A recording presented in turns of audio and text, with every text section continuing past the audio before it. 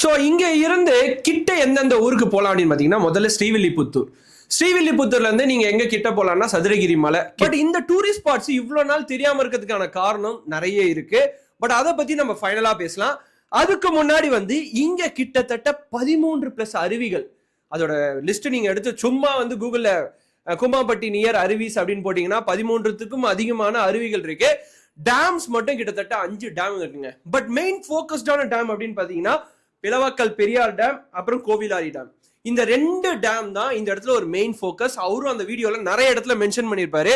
இந்த 2 டேம்ல இருந்து குளிக்கிற மாதிரி வீடியோஸ், அந்த வீடியோஸ்ல அவர் போட்டிருப்பாரு பாருங்க, காதல் தோல்வியா இங்க வாங்க, கல்லீரல் பிரச்சனையா இங்க வாங்க, கிட்னி பிரச்சனையா, ஹார்ட் பிரச்சனையா, தலைமுடி உதிர்வா, எந்த ஒரு பிரச்சனையா இருந்தாலும் எங்க ஊர் அமிர்தமான தண்ணியை நீங்க குடிச்சீங்கன்னா எல்லாம் சரியா போயிடும்னு ஒரு விஷயம் சொல்லுவார்ல, அந்த மாதிரி தாங்க அந்த ஊர் இருக்கு.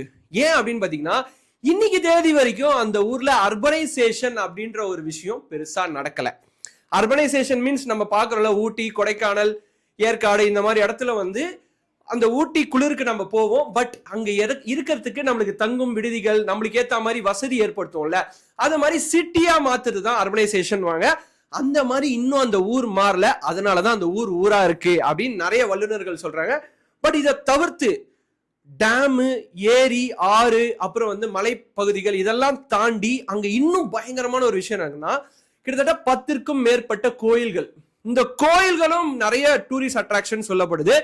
ஸோ இது எல்லாமே கரெக்டா ரெனோவேட் பண்ணி கூமாப்பட்டிய ஒரு டூரிஸ்ட் ஸ்பாட்டா தமிழ்நாடு டூரிசம் அனௌன்ஸ் பண்ணி அதை ஒரு மிகப்பெரிய இடமா ஓபன் பண்ணாங்கன்னா கண்டிப்பா அது வேற லெவல்ல டூரிஸ்ட் ஸ்பாட்டா அதுக்கான நிறைய வாய்ப்புகள் இருக்கு.